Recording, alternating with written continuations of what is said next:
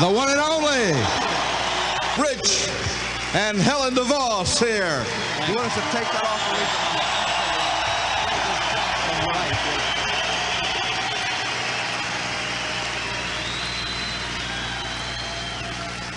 I messed up my hair. Oh, you're fine. Step down there.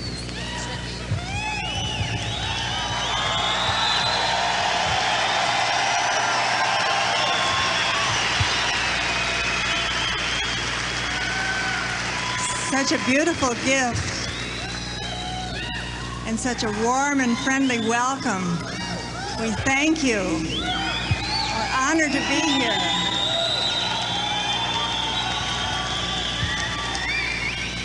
I know that Rich is going to speak with you about some of the early happenings at Amway, and his theme will probably be quite a bit different from the few remarks that I'd like to make, but I have some early memories of Amway too. Like many of you, we started in our basement. We had meetings there. There was plenty of room. We had a walkout basement, but no walls because we hadn't finished it yet. It was just a little Cape Cod house.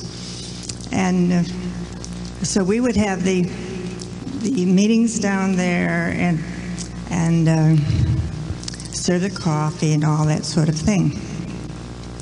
Now, I know that you people have wonderful incentives for building your businesses. You have all these exotic places, Q12 and VIP in Hawaii and Peter Island and trips on the Enterprise. Well, we had incentives too. Would you like to guess what they were? Our incentive was a dinner with Rich and Jay.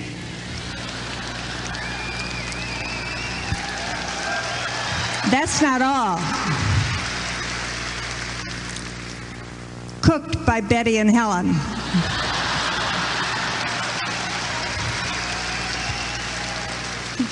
How about that for a deal?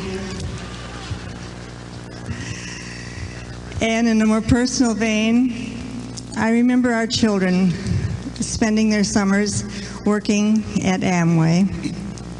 I guess I particularly remember Dick's first day, since he was the first one to go. Didn't start off particularly well, and yet it did. When he got there, he called and said, well, the roads were kind of slick, Mom, and I did a 180 and ended up in the median, but I'm okay. So I said, well, that's wonderful, and we're very thankful. So he was at his job, and his job was to be a tour guide. So he pinned on his name identification, which read Richard Marvin. We had all agreed beforehand that to leave the DeVos off might be better all the way around. A little anonymity can go a long way and be very helpful. So all that summer, he was Richard Marvin. And for the summers that he was in high school, he returned and did his tours. About a year after he was out of high school, he came to Amway and had a job there. He I really don't know what he did, but I know he went there every day. And I recall that he was up for a promotion to manager of his department when all of a sudden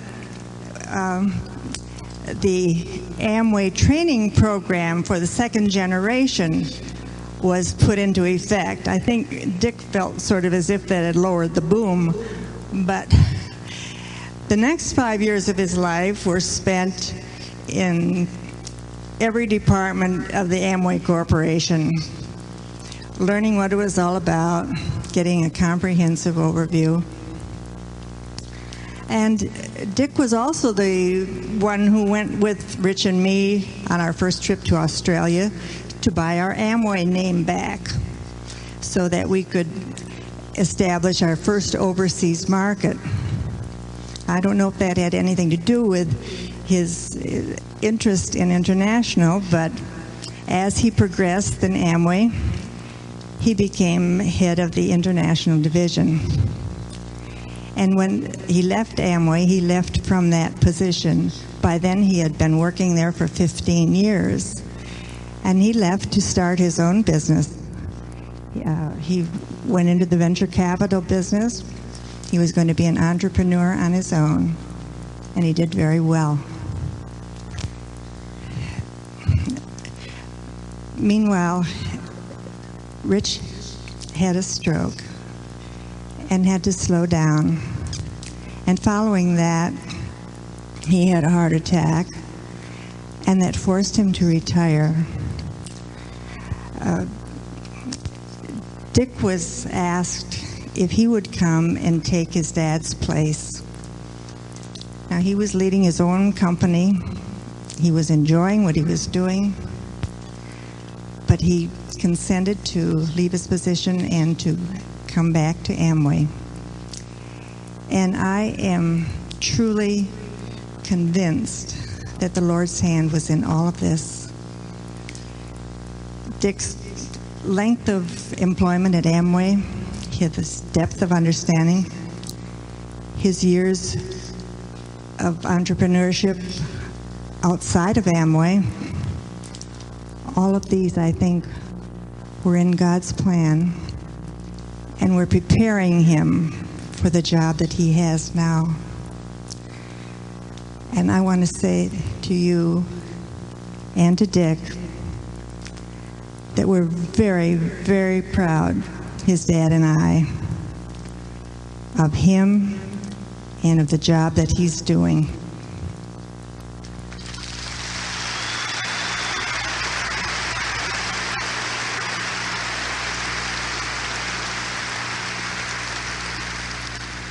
Thank you for letting me share some of my memories with you. It's great to be here. We love you. I know you'll have a wonderful rest of the evening.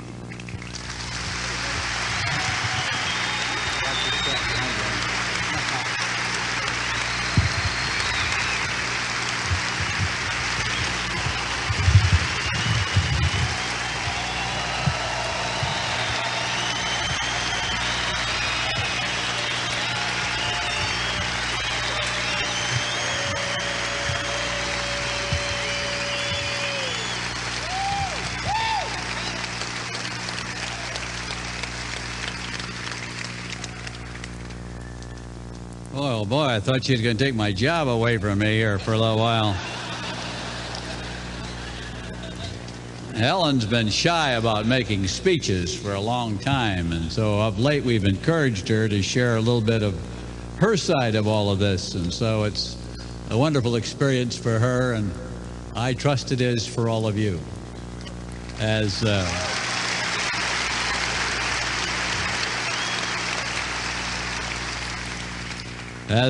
time goes by and you have children and you have grandchildren, I would be remiss if I didn't at least drag out one grandfather joke. And it's the story of this grandson of ours who came over the other day and said, "Grandpa, can you croak like a frog?" And I said, "No, I don't think so." Well, he said, "My dad said that when you croaked, we could go to Disneyland." Now,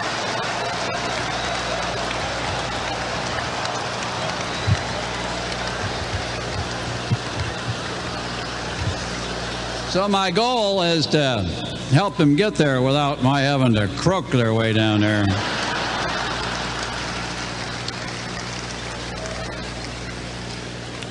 I got a few other jokes they told me not to tell. But as I look around the hall and as I see so many of you and of all cultures and colors and ages, levels of experience in life gathered together to do what?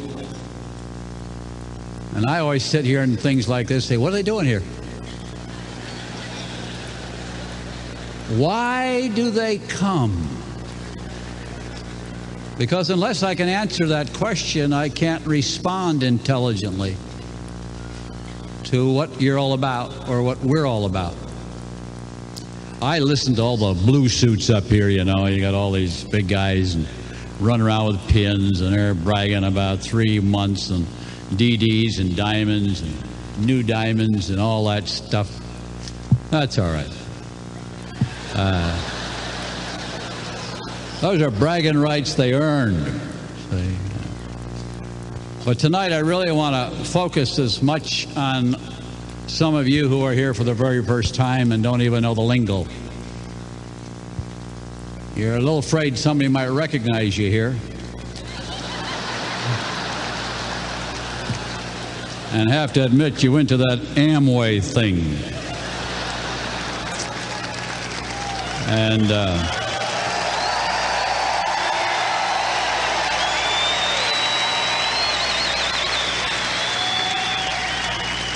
I only share that because I know the feeling. And everybody in the blue suits up here know the feeling. And yet I look at you and I look at the struggles you're into, and you're having fun now and you're all cheering each other on, but come Monday morning or Monday night when you invite somebody over and they say, Amway? And you were so sure they were all ready to eat it up. And they're all ready to eat you up. And they think you're wacko for getting conned into this deal. So I want to make sure I talk to you and try to be of good cheer for you, to help you understand that what you're in is not wacko, but it is different.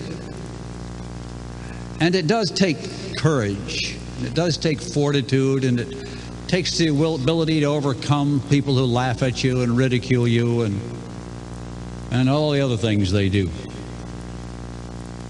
Dick didn't leave his name off because he was ashamed of DeVos, but he left it off so that he wouldn't have to have everybody quiz him about whether he was our son. He wanted to be just a tour guide. He wanted to be a person in his own right. And as I thought about that, I think about that's what we're here to do. We're not here to tag you as an Amway person. We're here to help you to become a greater person, period. That's what we're here for.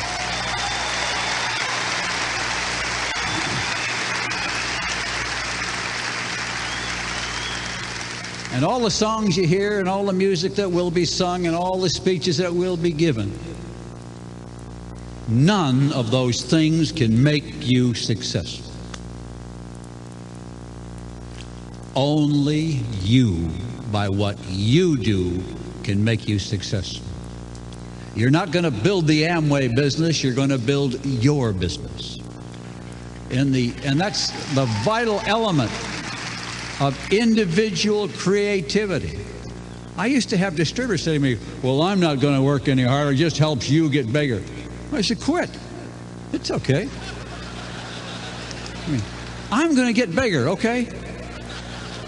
I'm going to stay with it. If you want to quit, it's your life and your business and your choice to turn your back on it. That's not my problem.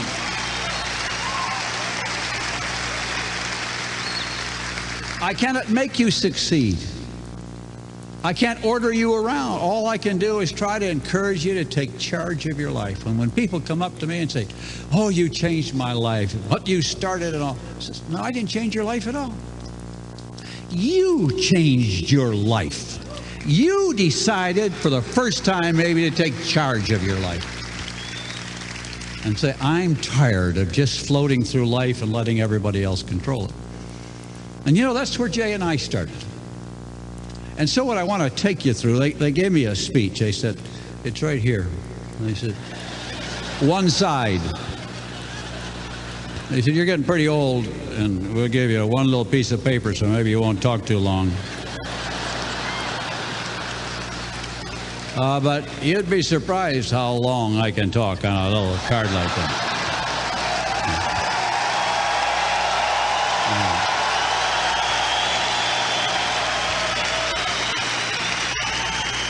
So when we think of the disappointment you have with the person you thought was going to make direct under you, or you thought was going to build a group, and they don't show up, and they move away, and they quit, I want to spend a little time with you tonight laying out for you the foundations on which the business was built when Jay and I and Helen and Betty began the business.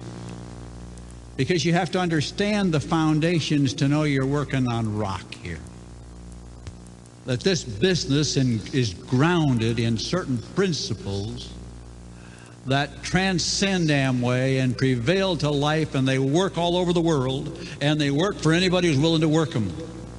And that's why we are the essence of free enterprise at the grassroots of America and of the world. You know. You hear a lot of talk about freedom, but you're always thinking in terms of capitalism, and you're thinking of big companies, and you're thinking of stock markets. But every one of you in this room is a capitalist. If you own a car or a house or a sales kit, you're a capitalist. And you begin by thinking of yourself as a capitalist with the right to multiply that capital into something greater. But to help hold you up in the dark nights and the lonely drives home when nobody came to the meeting and you think you made a poor presentation and you say, oh, if I'd only said it better.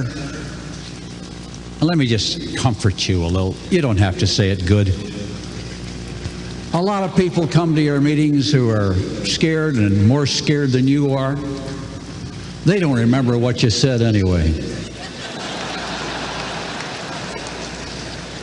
What they go home with is not the words.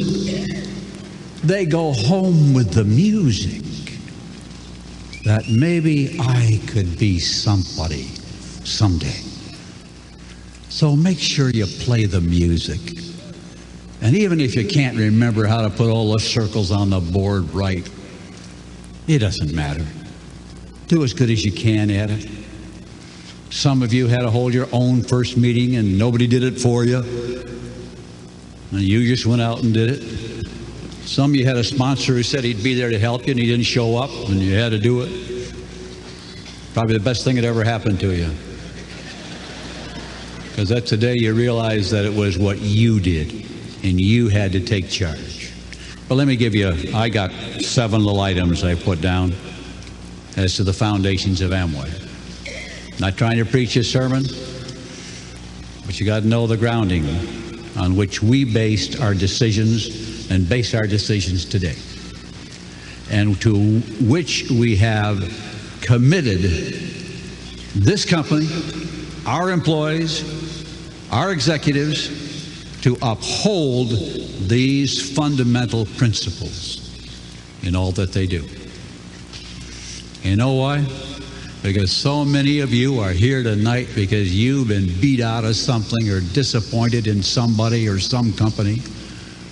And you said, there's got to be a better place than this. And so here you are tonight with a little bit of hope and a lot of fear and a lot of question about what you can do. But you see, I know you can do it. Because this is a business made for sinners. It's just made for people who screw up and do it wrong all the time. It's designed that way. If you had to be perfect, it wouldn't be any fun. And so stop worrying about whether you come with, speaking of Billy, I was working with a group on evangelism in my home recently, and a minister came to me and he said, well, I don't witness about my faith at all because I got a flat voice. I speak with a monotone. And I looked at him, I got up from my chair and said, you've got to be kidding me. You're a minister. And you tell me you can't do it because your voice is flat. Who cares? It's what's in your heart that counts. And when you talk to somebody, they catch the vibrations from your heart more than they catch the words. And after a while, they'll figure out the words and they'll put it to the music. And then you can all sing together. But the foundations of the business were built on this. The first one is the concept that we began with, because that's the way we were brought up. That's the way I thought everybody was brought up, by the way. And that is that we believed in a God in heaven who loved us, created us, that nobody is an accident, even if their parents thought they were. That they're not an accident. They are here. And God placed them here. Dick talked to you about some single parents, and all I can do is salute you. And I don't know why it came unraveled for you or what went wrong, and quite frankly, I don't care. It's not on the application. You don't have to explain it to me or to anybody what heartbreak or disappointment you've had or what went wrong that night or whatever. You see, because we hold you in high regard as a child of God, regardless of all that. And that's what we can start with. And when we start with that, then all the other things take care of themselves, don't they? See? So that's the first foundation. Not trying to give you a sermon, I'm just telling you that's where Jay and I came from. And when we sat in the basement and talked about Amway the very first time, we talked about this very subject. And we said, people don't want welfare. And this was the age of socialism and everybody saying, well, people they just want their unemployment checks and they want all this. And Jay and I said, that's not true. That's just not true. We believe that people want to be free and independent, earn their own way, make their own living. They're willing to work hard because they're worthy people. And on that, we will build a business. And that's how it began. Now, so be at ease. Get comfortable with yourself. Accept your shortcomings, your fears, your stuttering, or whatever problem you might have, or your monotone.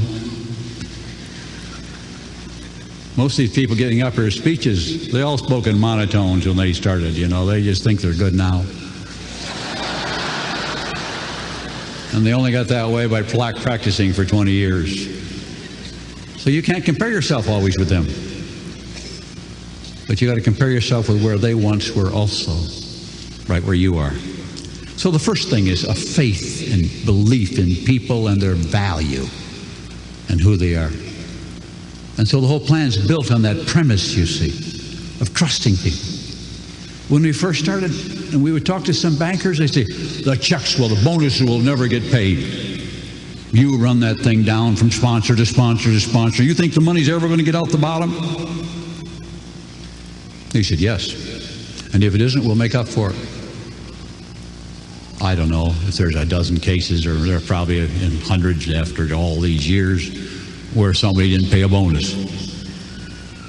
But I just got to tell you, virtually all the bonuses have always been paid without question, without discipline, without anybody banging you on the head, because you are responsible people.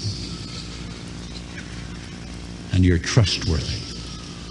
And so we move forward in that kind of faith. Then we talk as a foundation item, products. Products get lost sometime in this business. Sometimes the plan becomes bigger than the product, okay? We get so busy wanting to bring people in that sometimes we forget to talk about the products. When Jay and I started, by the way, you had to have 25 customers before you could sponsor anybody. We did away with that because we felt it slowed up the business. But it isn't wrong to get 25 customers, It's not bad. It's probably pretty good, in fact. It's even good to use them. It really helps. And while you may get excited about drawing the circles and bringing people in, but as you go along, if they don't use the products, you can have 1 million people, but if they aren't using it and selling a little, you don't have a business. So we have to be responsible for building quality products. And from the day we began with our products, we always said we got to find unique features. We got to have quality and value. And if they don't like it, we'll give them their money back. That didn't happen after we got going. That happened when we didn't know where we'd get the money to give them the money back.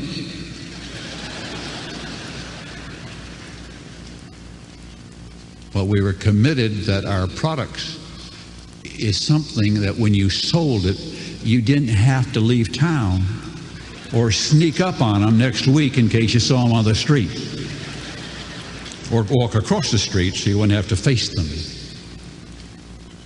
And I know Bill was mentioning about all the other multi-level companies. If you ever want to watch the reasons companies who have tried to copy us, and I don't really know who's in second place either, Bill, and it really doesn't make any difference, because if they are, they're so far behind that it just doesn't make any difference.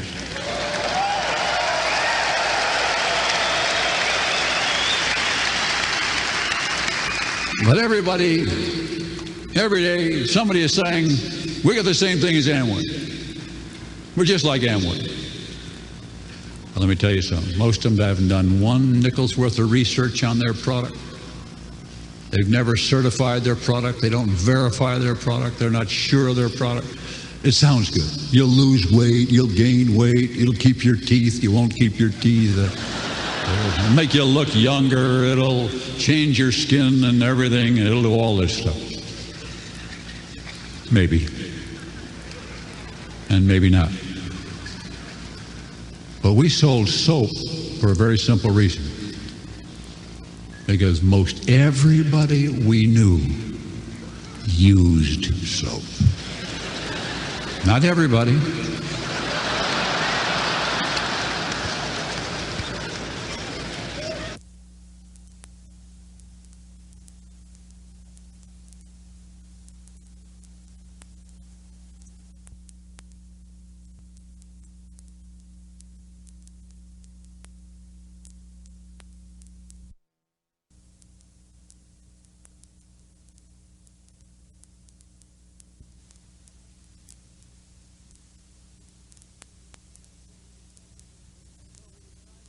And so we decided if we had a product that everybody used, you didn't have to be very smart to sell it. And therefore, anybody could sell it. Again, coming back to that common denominator of learnable, teachable. So that when I can do it, then I can teach you to do it. And then we have unlimited reach with our potential on products. So rest assured that we continue in Ada to give faithful and diligent research and support to every product we offer, and we stand behind it with a total pledge. So be at ease with it. And you don't have to apologize for anything you sell with us. The third thing I want to talk about for a minute is the cause. You say, well, you must be in business to make money. Well, that's true. Of course we're in business to make money. A lot of you are here tonight because you say, how can I make some more money? I got some bills to pay. I got children to send to school. I got kids who don't have good clothes to go to school. Some of you are just on the bottom. And you wonder if you're ever going to get off the bottom. Some of you are pretty well up as professionals. You're doctors, you're lawyers, you're quite successful long before you ever heard of this. So why, Brett, what are you doing here? I mean, you got to be nuts. Go on home and operate on somebody or do something. But that isn't what brought you here. The cause of Amway brings you here. And when we talked about it in the basement, we sat and said, well, what are we going to represent? Now, in the Nutrilite days, we represented the idea of good health and helping people have good nutritional health. And we saw the benefits of that. So we could talk in terms of that. But selling soap, other than smelling clean, you know, Even when we made air fresheners, you know, we were just a couple of steps ahead when people scratched 2 matches to get rid of the smell, you know. So some of you are too young to know about those days, huh? You didn't live in outhouses. You turned fans on. Listen, we used to burn a match. That's what gets rid of the odor in a bathroom. Smells like sulfur, but it smells better than the other stuff, you know.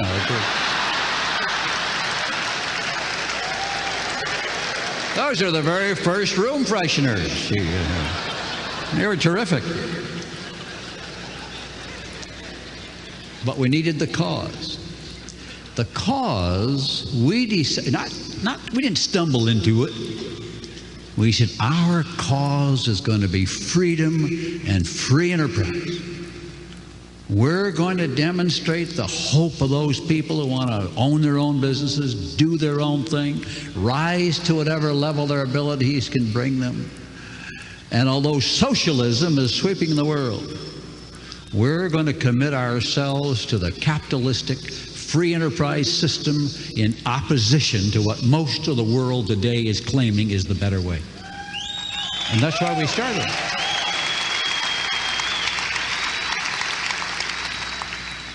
Sometimes I miss Russia the way it was. Because it was so easy in the old days to say, Russia has so many TV sets and we have so many. They got so many cars and we got so many. They had so many telephones and we got so many. And it was so obvious to me, the superiority of our system, while the rest of the world was turning to it, I could never comprehend it.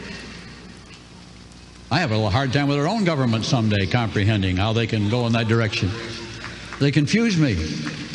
They say, oh, I'm in favor of freedom and free enterprise, but let the government do this. I said, no, let the people do it. They can do it better. See?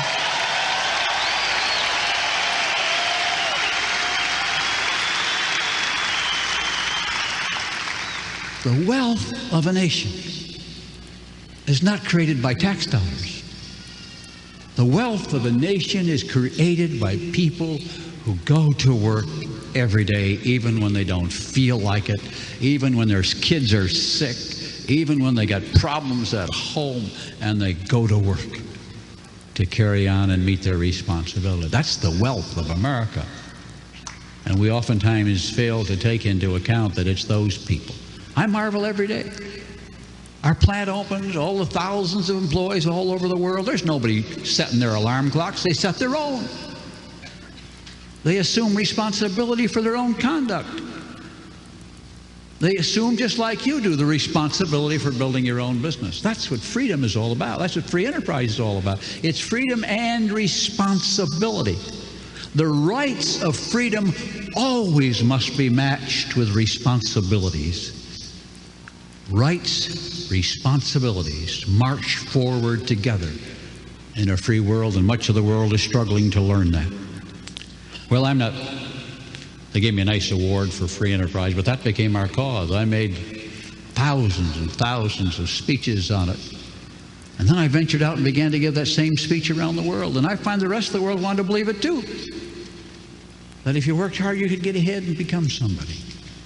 And so today, that is the system of choice in the world. I know we still got a few pockets of people who are living in the dark ages.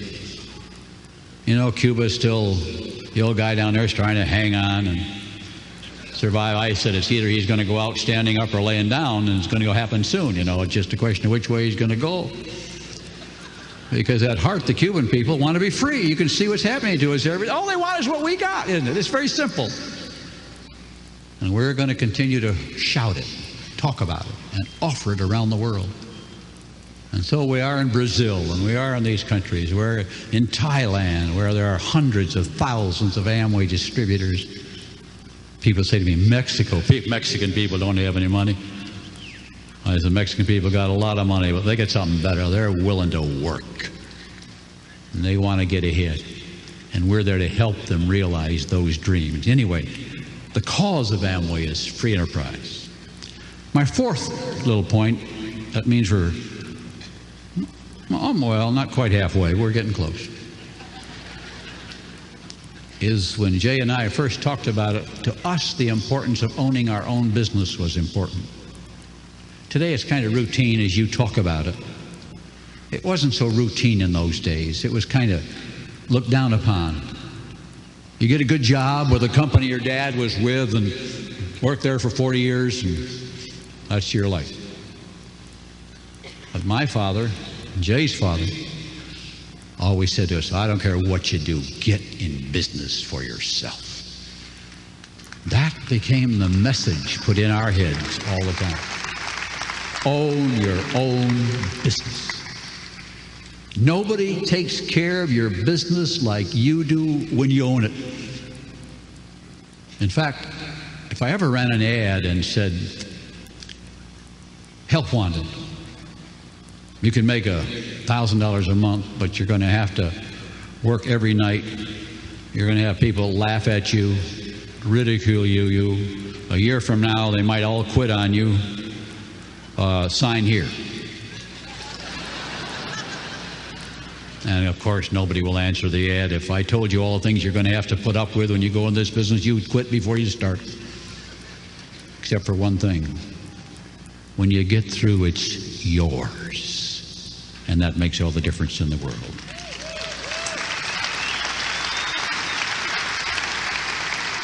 Let me move on. I want to talk about equality. The equality of the opportunity from day one. Today we talk about women's rights. When Amway began, it was never a question.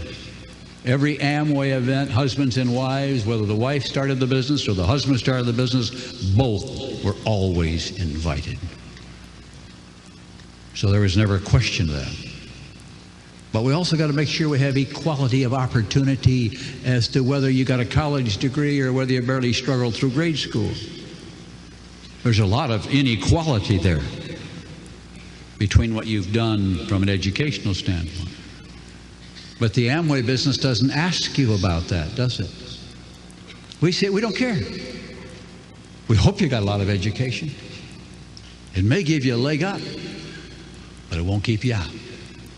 It's what you do from this day forward that counts in this business. Then we got to make sure our equality of opportunity remains within the economic reach of other people. We don't want to price it so high that they can't afford to start even or buy a kit.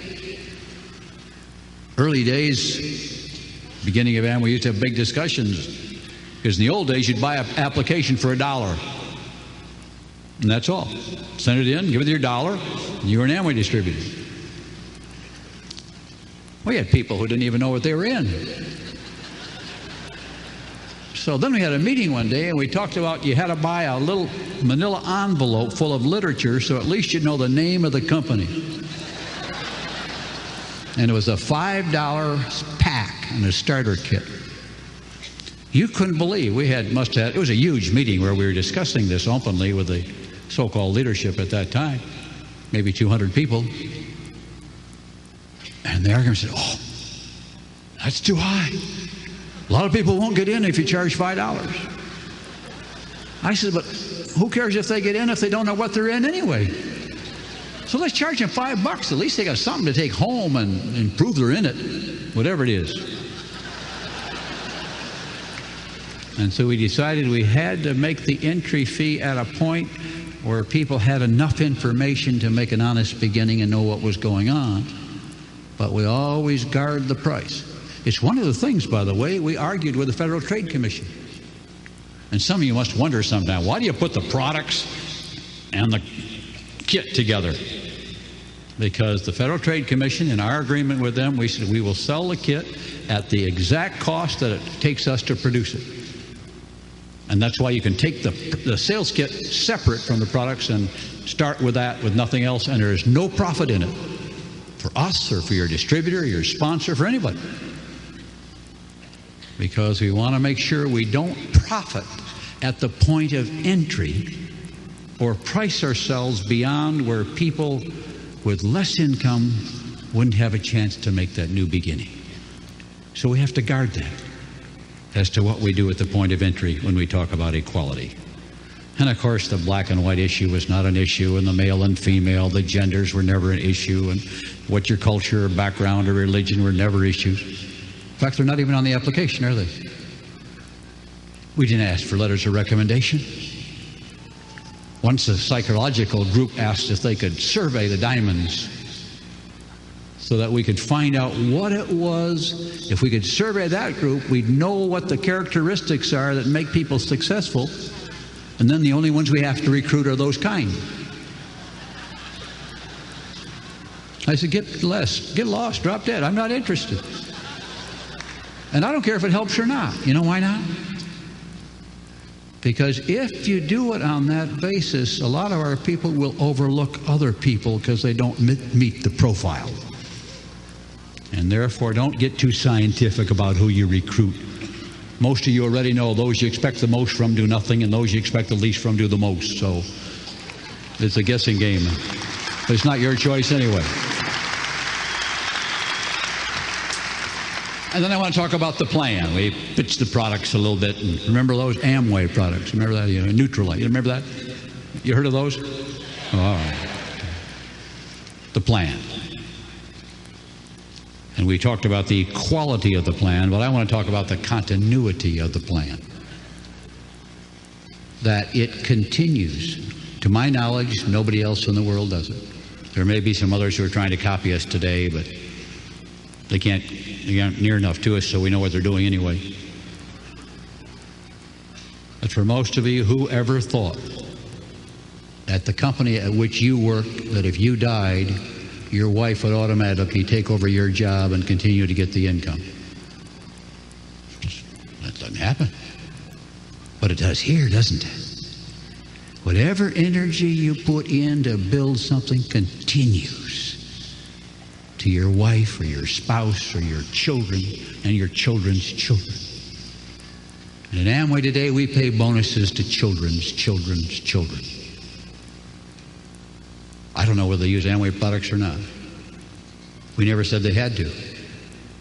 We said that, but because of what your parents did or your grandparents did when they started, we have a bonus payment system that as long as volume is generated, it passes through, and if you've got enough legs, you'll continue to get income forever and ever. A lot of guys told us that wouldn't work either. But you see, the way the plan works, it can go on forever. When Jay and I first started and we talked about a pass-through system to make the plan work ad infinitum, we rolled out a piece of butcher paper on the kitchen floor. You don't even know what that is, do you? You know plastic bags. A butcher paper came on a big roll and it was in the butcher shop, and he reeled out a piece and threw your meat on it and rolled it up in it. Put a piece of tape on it and you went home. We took that out and we laid it on the floor and we drew the plan out to the 200th level to make sure that it would work. And we figured if it worked 200 deep, it would work forever, which it does. And that's the miracle of the plan. But this ability to transfer, I want you to think not of just owning your business. You say, well, I got a Amway distributorship. No, you have an asset. You'll learn capitalism after a while, and you'll learn that you possess an asset. But instead of a piece of stock that you bought, you have gained an interest in your Amway business, which becomes an asset without paying taxes, by the way. And so you now gain an asset which you can trade or pass on to your children. And it's not just the cash you earn, but the value of the business itself and what cash it generates. So you're going to become huge capitalists in a way you've never thought of before, because of the assets in the value of your distributorship. And I say that to you because I want you to remember that. On the nights when you go home and nobody showed up, and it's raining and it's tough, and a few people went, ha, ha, ha, ha. And you didn't do it very well, remember? And you wonder what was wrong with me. There was nothing wrong with you. They just came to laugh. I mean, some people just come to meetings to laugh. They weren't serious. It didn't matter what you say, you couldn't have got them. There's always a feeling, if I just said the right thing, they would have signed up. I said, their hearts weren't right. When their hearts weren't right, it doesn't make any difference. Let me just talk. Then I won't spend any other time on International. Your lines of sponsorship can go all over the world, and all that continuity continues, and pretty soon you get funny money coming in, and Canadian money, you know, I get paid in Canadian money, and say, what's this stuff, you know? And you get some Hong Kong money, and, you know. Anyway, it's kind of fun. It's part of the capitalistic experience of dealing in all these currencies. So that's a part of it. And then the seventh point I want to bring has to do with a partnership between you and us. We're in this together. Everybody in the Amway company understands there is no other way to the market except through you. No one can come to this company and try to get a deal to buy direct from us. Say, there's only one way in here. You come in through an existing distributor. That's our promise to you, to preserve the concepts of your business. So we don't try to find a short circuit, or we don't go off and start selling in stores now that you've developed the market. We are partnered with you. And our goal, and our executives know the goal, is to help you become more prosperous. If you become more successful and prosperous, then the company will do okay. But if the company does okay and you don't become more prosperous, we're a disaster. So our number one priority is to help you make more, do more, be more, enjoy more, be happier, and move on with it. I can't always do all the things I'd like to do with interpersonal relationships between all of you, because you're all kind of competitors. But I got to plead with you always to kind of rise above that and say you all have discovered something really wonderful. And therefore sometimes you have to rise above a little pettiness. Who's speaking? Why don't they let me speak? You know, who's doing this? I've lived with a lot of those. But I'm calling on you to rise above to a new level. And keep your hearts right in the business. In my book, I talk about freedom as the primary driving force of compassionate capitalism. I talk about rewards based on performance, recognition that somebody appreciates you, and then hope for tomorrow, and you hope for a better life for your children and for those that are around you. Many of you are in here tonight because you want to do something better for your kids. You want to get them through school, whatever. That's why you're here. That hope. You aren't here because you want to make a lot more money for yourself. What if I just get my kids through college? If I could just help them to find the right partner for life, I could just help them grow up a little bit. And when you put these people in the presence of the Amway world, it isn't the money, it's the fact that your sponsor generates hope to your children. And others in your group give hope to each other. And we develop a bonding of helping one another. Bill mentioned to you that when we own the Orlando Magic, I really never intended to own a big-time NBA basketball team. It just sort of happened. The doors opened, and there it was. And somebody said, "Are you interested?" And I said, "Yeah." And the next day they said, "Okay, you got it." Well, not quite. But I went to a friend of mine and I said, "Do you think I ought to do that?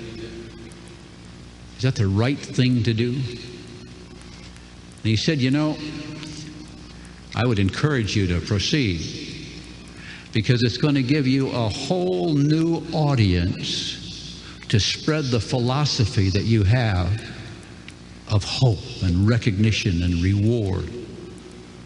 You can talk to ball players who talk to young people who are models to many people, and if you do it right, you can help them become models and do a better job. And you can impact millions of people you'll never touch otherwise.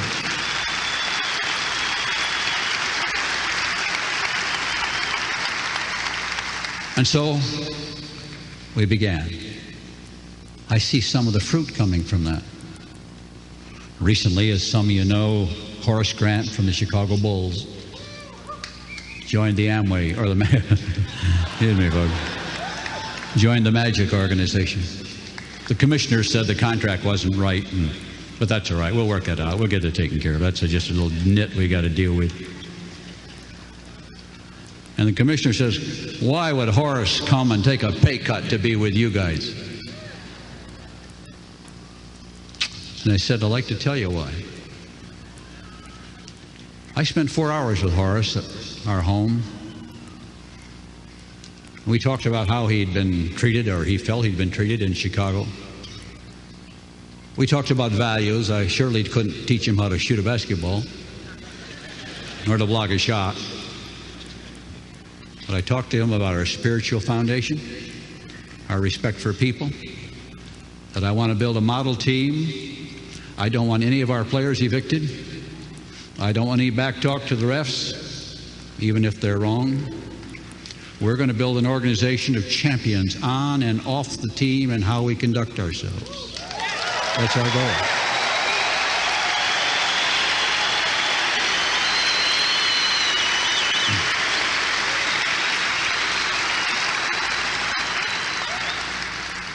And I got to have people who share that and believe that. We talked about where he'd grown up in Georgia, and the church he'd gone to, and his mother, and how he wanted to be with us. We signed him up that day. Or not that day, a few days later anyway, we got the deal done. And when he was introduced to the press in Orlando, he says, I want to thank God for bringing me here. And I want to thank Mr. DeVos for giving me a sense of being a valued human being. That's why I'm here. And so the commissioner was having a little hard time figuring that all out. He says, no, it's just the money. Said, no, it's not just the money, Commissioner. It's a feeling of belonging where you're treated with respect and loved. And when you get that feeling and you radiate it out, we can, as you are doing now, move around the world, impacting people, not with the 3% or the detail of the plan, but that our hearts are right. And after the commissioner turned down his contract, and we'll take care of that, as I said, I talked to Horace again. I said, Horace, you comfortable? Are you happy? You all right? He said, I'm fine. He said, I know it's going to be right. I said, Horace, I know it's going to be right too, because our hearts are right. We have a common thing together that some of them don't understand, of mutual love and respect for each other. And therefore, we'll get the lawyers to figure out the details, or how the 3% works. That isn't what brings you in. And I hope you're here tonight because your heart's right. You're seeking maybe all of these things, and you got to have a foundation of hope and a little sense of security. And I hope the things I've told you about our business and the principles it stands on will hold you up in those long and lonely nights. The nights when one of your best groups quit, or something else goes wrong, or when they lose the faith. But don't let them take your faith when they go through that. As I gathered through my briefcase, I was looking for some jokes I could tell, and decided after talking to my wife I didn't have any. I looked through there and I found a piece of paper. I stuck it in there a couple years ago. And it's the contract I signed with Shaquille O'Neal the day he joined the Magic. So there's Shaq's signature and his signing up with us. When Shaq drops me a note, or when I talk to him, he says, "Hey, Dad, how you doing?" And when Horace Grant was flying on the airplane back to Orlando for the press conference, he said, "You're like my second father already, and I just met you." Our goal must be to make the lonely and the frustrated and the scared have that sense of hope and security that we can bring them. That's why you're here. And that's what we're all about. And I wish you God's choicest blessings on what you do. Thank you, everybody.